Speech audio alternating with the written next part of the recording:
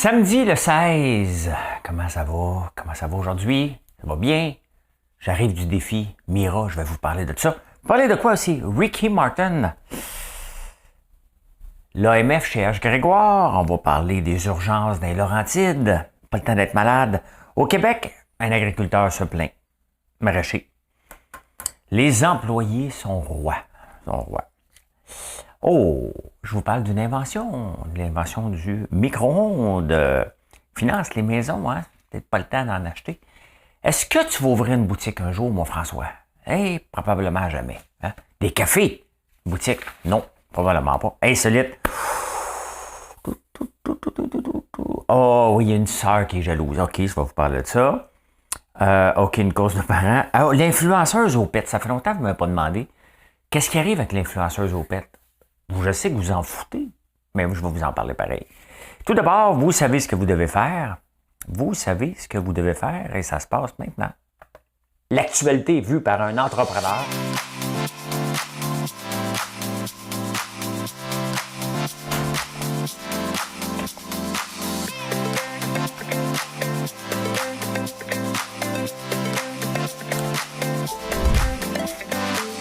Ça bulle, parce que des fois j'ai des bulles, mais ça bulle.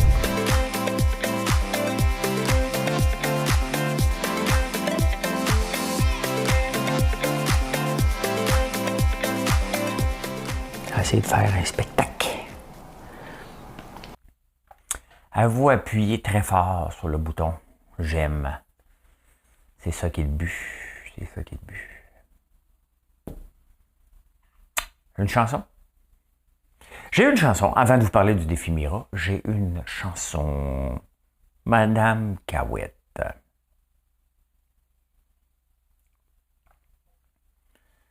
Une chanson que je chante régulièrement, mais je l'aime pareil.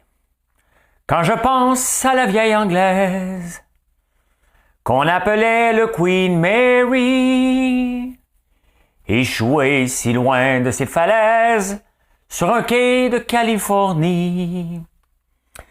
Là, on va passer une couple d'affaires, là. J'étais d'un bateau gigantesque.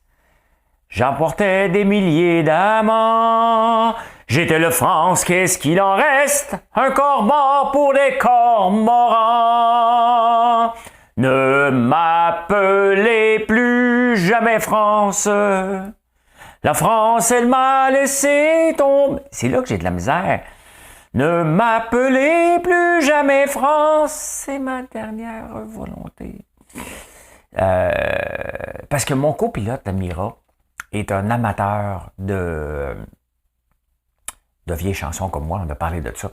Ben oui, parce que j'arrive du défi Mira, je ne suis pas encore couché. Hein, je suis pas encore couché. Au moment que j'enregistre ça, je vais vous le dire quelle heure qui est. Je vais vous le dire quelle heure qui est. Attendez un peu. Calme-toi. Calme-toi. Assis-toi confortablement, là. Prends ton café, là. Hein? On va te le dire. Je me suis pas couché encore. Voilà.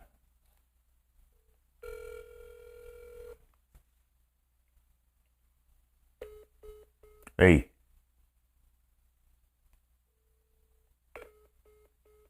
Hein? Viens-tu?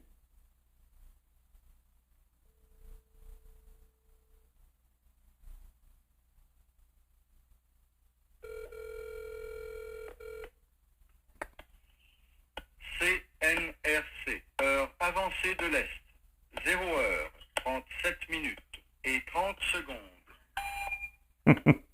0 heure. Il est minuit 37 au moment où j'enregistre cette émission. J'arrive du défi Mira, puis Danny, qui était mon copilote, un homme qui a perdu la vue à l'âge de 53 ans, il y a 56 ans. Et très sympathique. J'ai eu énormément de fun. Ça faisait des années que j'aurais aimé être invité. Et c'est cette année, on m'a demandé d'être porte-parole. C'était plein à craquer. C'était le fun. J'ai regardé les courses après, puis je me suis emmené plus tard. Mais vraiment une très belle expérience. J'ai mal au cou. Une couple de fois que ça a fait assez fort en avant-arrière, parce qu'il faut comprendre que je suis le copilote. La personne à côté, elle est non-voyante. Avouez rien. Ah, rien. Fait que, un peu de mon bord, mais avec le volant qui était tout croche. Une très belle expérience. C'est une bonne façon de ramasser des fonds.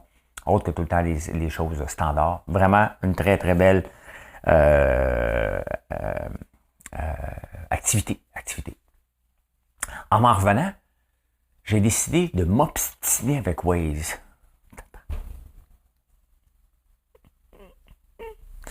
Pourquoi on s'obstine avec Waze? Je me suis ramassé dans un trafic, le pont Champlain était fermé. Et en même temps, le tunnel Hippolyte-Lafontaine, qu'est-ce qui se passe? Il y a eu un feu, et là, le tunnel est fermé, fait qu'ils ont décidé, c'était une bonne idée, de fermer le pont Champlain aussi en même temps. Fait qu'il y avait des bouchons monstres partout.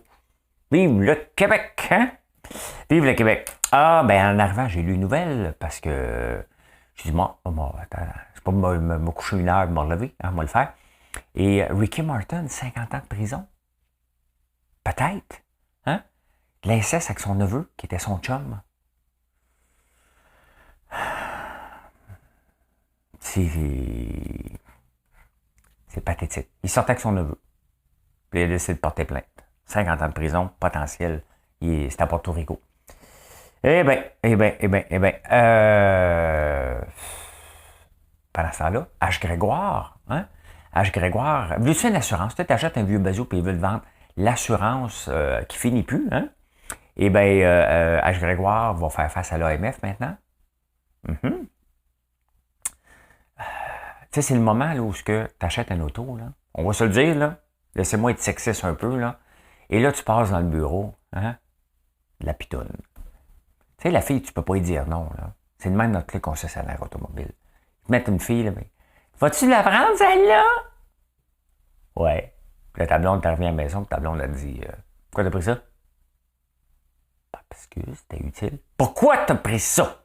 C'est parce que ça me fait penser à quelque chose. Je vous raconte. Il y a mon premier drone, je l'ai perdu. Et à un moment donné, en venant, puis je le courais partout, puis là, mon gars me demandait, viens m'amener à la pratique de hockey.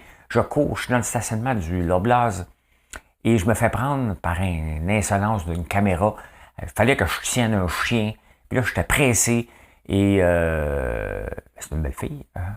Fait que j'ai arrêté, elle me dit, peux-tu donner mon chien? Faut que j'aille chercher une pinte de lait. Le chien, bien entendu, pète sa lait, elle saute sur un gars à côté, c'est arrangé avec le gars des vues, là. Et là, je raconte ça à ma blonde, du temps, c'est pas important, quand, c'est laquelle.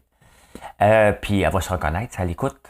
Tu me le diras si tu m'écoutes. Elle me dit, pourquoi t'as arrêté? Hein? Parce qu'elle était belle? Ouais. Voilà. Hein? Voilà. Urgence, si t'es dans les Laurentides, va à Hawkesbury. Hein? Fais un petit tour à Hawkesbury si tu vas aller à l'hôpital, parce que les urgences sont débordées en ce moment. Les étés, c'est toujours pareil, mais là, c'est encore pire cette année. Hein? C'est ça. Qu'est-ce qui se passe au Québec? Allez, dis-moi là, qu'est-ce qui se passe au Québec?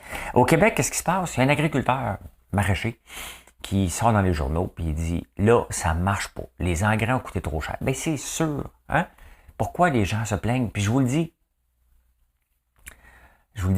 hein? Si les choux, c'est pas payant, faites de la choucroute. Il n'y a pas d'argent. Il n'y a jamais eu d'argent à faire dans la revente, à moins d'être très gros. Hein? C'est toujours connu dans n'importe quoi. Dès que tu vends la matière première, tu as fait, puis les autres la transforment, c'est les autres qui font de l'argent. Donc, il se plaint. Les engrais ont coûté cher. C'est vrai que les engrais coûtaient cher. Hein? Mais c'est pas vrai que les légumes se vendent autant. Il parlait de la salade que les acheteurs veulent acheter 8$. C'est sûr, la concurrence internationale. On est capable de produire de la salade au Mexique moins chère que celle qui est livrée ici. C'est ça qu'il va falloir se poser comme question. T'sais. Et est-ce qu'on fait un choix québécois pour dire, OK, parfait, on va l'acheter quand même si c'est 2 fois le prix. À un moment donné, tu arrives à la caisse avec l'inflation, tu choisis un prix. Là. Donc, pourquoi? Tu sais, moi, dans mes affaires, je regarde pas combien de marge que je veux faire. Je regarde combien la concurrence le vend. Est-ce que je suis capable de le faire? Si je suis capable de le faire, je dois le faire. Si je ne suis pas capable de le faire, je ne dois pas me lancer dans cette transformation-là. Sinon, je vais me tirer d'impact. Donc, en ce moment, ils se plaignent. C'est sûr, mais j'en suis un agriculteur, puis je me plains pas. J'ai été obligé de m'adapter. Et il va falloir que les agriculteurs s'adaptent. Si La réponse à ça, c'est que nos légumes poussent ailleurs parce qu'on n'est pas capable de les vendre ici pour 1000 raisons, parce qu'on n'est pas capable d'avoir... Tu sais, à un moment donné, on veut bien pas acheter des légumes du Mexique puis du Guatemala, là, mais on les fait pousser ici avec tous des gens qui viennent du Mexique. Ça revient un petit peu au même quand même. Donc peut-être qu'on devrait mettre l'emphase sur la transformation, peut-être. Il faut qu'on fasse un examen de conscience sur ce qu'on peut produire ici. Puis écoutez, je suis le premier à dire, faut faire pousser nos légumes ici, mais peut-être qu'on devrait les faire pousser, les transformer. Puis ceux qui veulent le manger raw, ben on le cru, là, on le commande d'ailleurs. Hein. Peut-être. Il va falloir se poser comme question, parce qu'on ne peut pas entendre la même affaire à chaque année, puis on ne veut pas de quota là-dedans. Là. On ne va quand même pas mettre un quota pour la salade, pour dire la salade d'ailleurs, elle ne rentrera pas ici. Ben non, ça ne marche pas de même. Le libre marché est là. Et en temps d'inflation, ben, c'est la même chose avec les chandails. Avant, on faisait faire des chandails ici au Québec. Maintenant, on les fait faire en Chine et en Bangladesh. Ben, ça va-tu revenir ici? Peut-être, peut-être pas. Isabelle Huot, la docteure en nutrition, qui fait une sortie, puis elle dit les employés sont rois, ça se présente, puis après ça, le lendemain, ça te demande une augmentation de salaire. On est là. Mais moi aussi, quand je lisais son article, j'embarque pas là-dedans. Et moi, cette semaine, j'ai appris qu'un employé est parti le matin, comme ça, paf! Moi, si je suis là, elle ne revient pas. Non. Il y a quand même du respect. Le respect doit aller des deux sens. Je dois respecter les employés. On me demande de les respecter, de ne pas les écœurer la fin de semaine, ni les soirs. Parfait, je vais faire cette partie de deal-là. Tu veux un salaire? Je vais faire une partie de deal-là. Sac pas ton camp en plein milieu de la journée. Hein? Bon, il faut que ma soeur s'habitue à gérer, hein? Être plus raide un peu, mais ça, pour moi, c'est le genre de choses qui ne passent pas.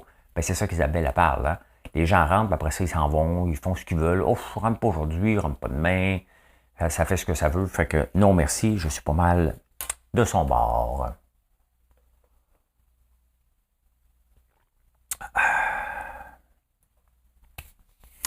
Une chance, j'ai préparé le show avant de partir, parce qu'il va être plus court aujourd'hui, parce que les journaux ne sont pas tous rentrés. Êtes-vous tombé sur la tête? Écoutez, l'invention du micro-ondes, c'est vraiment drôle comment c'est arrivé. Il y a un gars qui s'appelle, c'est pas important, vous n'allez pas vous en souvenir, mais par respect, j'ai-tu marqué ici? Percy Spencer. Lui, il passe à côté d'un magnétron qui émet des ondes micro-ondes, quelque chose comme ça. Il passe à côté de ça, mettons, au bureau. Hein, imaginez-vous, il y a des micro-ondes qui se promènent. Il y a une barre de chocolat dans les poches. Elle a fondu. Elle a fondu sa barre de chocolat. Enfin, on est en 1946 et il venait de découvrir l'invention du micro-ondes. Le micro-ondes, après ça, qui est devenu dans les cuisines des riches en 1967 pour, à la fin des années 70, être plus populaire. Écoute, moi, j'en ai eu. Je me souviens pas d'avoir déjà eu un micro-ondes chez nous quand on était jeune. Je suis parti de là en 89. On n'avait pas de micro-ondes encore. Ou peut-être. Peut-être. Mais oui, écoutez, il a passé à côté d'une affaire dans le bureau et la barre de chocolat fondue. Je ne sais pas s'il a pogné le cancer ou des gens ont pogné le cancer, mais c'est intéressant. En 1946 quand même, hein? Ça fait quand même un bout. Intéressant. C'est la découverte du jour, le micro-ondes par Percy Spencer. Maintenant, on le voit partout. Là, il y a une place à micro-ondes à peu près dans toutes les maisons. En finance, qu'est-ce qui se passe en finance? C'est l'été, il ne se passe pas grand-chose. La bourse monte un peu, la crypto reste stable, pas grand-chose. Sauf que les maisons, ça commence à être sérieux. Là. Hein? Et les maisons ont reculé, les ventes de maisons de moins 24%. Là, ça commence à être sérieux. Le problème, il y en a qui sont à côté là. Hein? Ils ont acheté une maison, ils sont allés chercher le maximum d'hypothèques de la CHL. Il y en a une couple déjà après l'augmentation, puis l'augmentation n'est pas finie. Ils sont déjà à côté, il va falloir qu'ils vendent. Puis là, ils vont vendre à perte. Il va y avoir ça qui va se passer prochainement. Ceux qui sont à l'aise ou que leurs hypothèques sont payées, puis qui ont reçu de l'argent du gouvernement, eux autres, ils s'en balancent, là, l'augmentation des taux d'intérêt. Ils n'ont pas de dette. Et les Canadiens, en ce moment, ont 300 milliards dans leur compte de banque. C'est ça. Le problème, c'est que l'inflation n'est pas terminée. Les gens ont de l'argent pour dépenser de façon des choses plus ou moins utiles ou acheter un bateau, puis des affaires comme ça. Donc, honnêtement, je pense que les maisons vont être affectées, mais le reste, pas mal moins.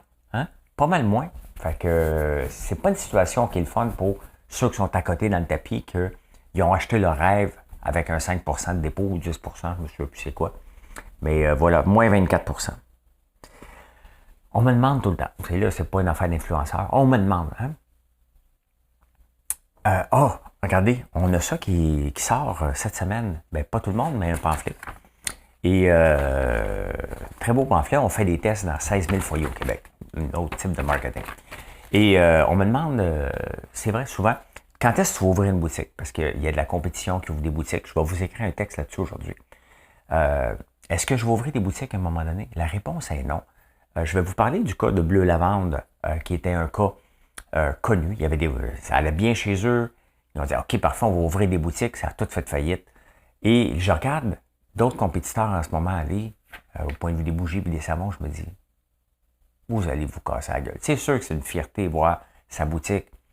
Mais moi, j'aime bien mieux voir mes produits dans un Jean Coutu, dans un Family Prix, dans un Uniprix, dans des Super Soirs. Là, j'en passe un paquet. Des Patrick Morin, je m'excuse, je ne peux pas tous vous nommer, on en a 600. Tous les plus qui sont indépendants, nos produits qui commencent à rentrer dans les Chico. C'est ça? Chico. Éventuellement, j'espère, chez Mondou. Donc, on commence à être rentré partout. C'est plus mon approche, j'ouvrirai jamais de boutique. C'est trop compliqué. Et je vais vous écrire un texte, vous allez plus voir, mais la réponse, elle est non. Je n'ouvrirai pas une boutique. Imaginez-vous que je vendrais une boutique que je vendrais juste des bougies. Il faudrait que j'en vende à peu près 200, 300 par jour. Okay? L'achalandage que j'ai à ma boutique en campagne est plus grand que l'achalandage de bien des magasins au Carrefour Laval. Pourquoi? Parce que les gens, vous venez me voir, vous venez découvrir la terre. Les week-ends, c'est toujours plein de monde. Et je me dis, OK, parfait, je vois l'argent que je fais. Maintenant, j'extrapole ça, peut-être un petit peu plus dans une place comme Carrefour Laval. Je ne pourrais jamais arriver. C'est d'acheter un rêve qui est complètement loufoque. Hey, insolite. Insolite. Ouais, j'aime ça au UK, je ne sais pas comment ça se fait. D'après moi, les gens disent, écoute, ben, t'es pas correct avec moi, je vais appeler les journaux. Hein? Frères et sœurs, même âge, 42 ans. 42, 44. Là, la sœur, elle a écrit sur les réseaux sociaux, est en maudit. Parce que son père achète toujours, depuis 44 ans, des plus beaux cadeaux à son frère. Il a acheté un vélo de 1000 $. Puis elle, à sa fête, qui est un mois après, a reçu une carte. Bonne fête. Dad, love you.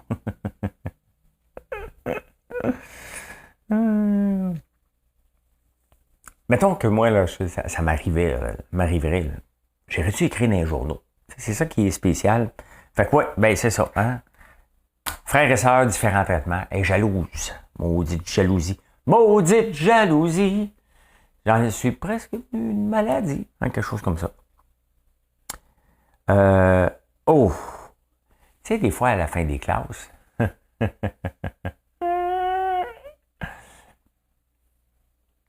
À la fin des classes, je vous montre ça. Il y a une petite course entre parents. Hein?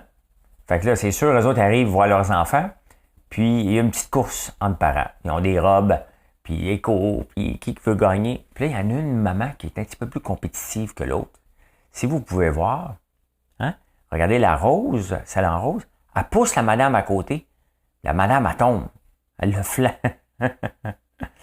Il courait d'un côté de l'autre, puis elle dit, bon, ben écoute, elle a fait une Schumacher d'elle, tu sais, Schumacher contre Villeneuve en 1997, et on a donné un coup de volant. Ben, c'est exactement ce qu'elle a fait. Elle dit, ben là, je suis compétitive, puis je veux gagner. Quand je regardais les courses, tantôt à Granby, il y a un gros accident. Puis une fille, puis après ça, elle dit, ben là, c'est l'autre qui m'a poussé. Puis après ça, j'étais en haut, puis là, j'entendais, allez-y tout de suite avant que la chicane à pogne, parce que, tu sais, ça chicane, là. Fait que c'est ça. L'influenceuse au pet. Je vous en ai parlé un petit peu cette semaine. Écoute, c'est spécial. Je la regarde sur... allez voir. On va voir ce qui se passe sur les Instagram avec elle. Instagram. Es-tu là sur Instagram? Ah, elle est là. Elle est là, justement. Elle s'appelle Stéphanie Camato.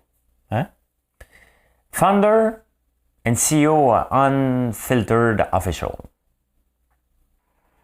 Thinking about actioning a virtual day for charity. Son dernier PEP, elle va le vendre 1200$ pour une charité. Mais là, elle s'était réinventée cette semaine. Je vous en ai parlé avant son jus de boule. Mais là, c'est une entrepreneur, puis ça prend, vous savez, j'ai beaucoup de produits. Hein? Fait qu'elle a dit, attends un peu, il y a un marché. Puis elle est contre le gaspillage.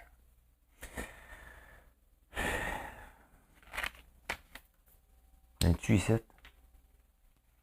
Elle prend les vieux masques qu'on se mettait dans le visage. Puis elle s'essuie. Elle les envoie par la poste au vieux monsieur qui achète ça.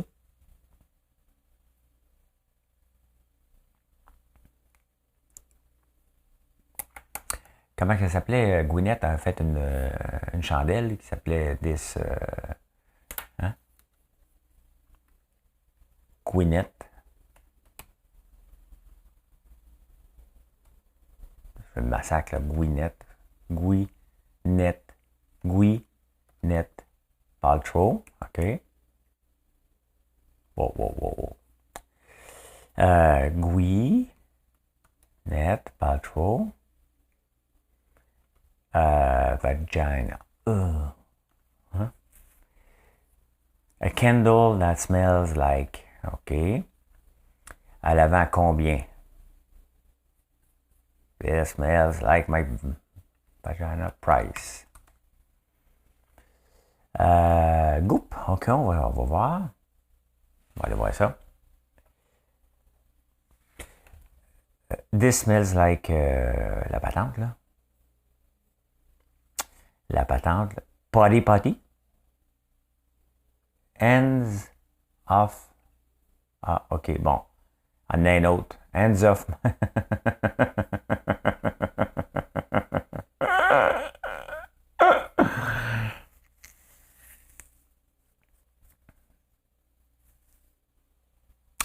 Fait que, ouais, c'est ça. Fait qu'elle s'est inspirée, puis l'affaire, c'est qu'elle ne fournit pas.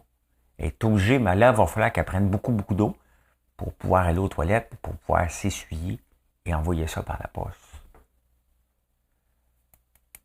Elle montrait une journée typique et dessus le bord de la piscine, ben, je fais rien. L'argent rentre facile. Et voilà comment j'ai vu l'actualité en ce beau samedi. On est le 16 et après l'enregistrement, je vais aller faire un petit dodo. Et après ça, on s'en va en campagne. Les parents de Marilyn viennent faire un tour. Et venez faire un tour, vous autres ici. Hein? Au 1270 Montée Sainte-Madeleine. Venez nous voir. On va aller voir quelle hauteur qui est rendue le tournesol. Merci d'être là. N'oubliez pas de faire un like en partant. Toujours apprécié. Allez, ciao, bye.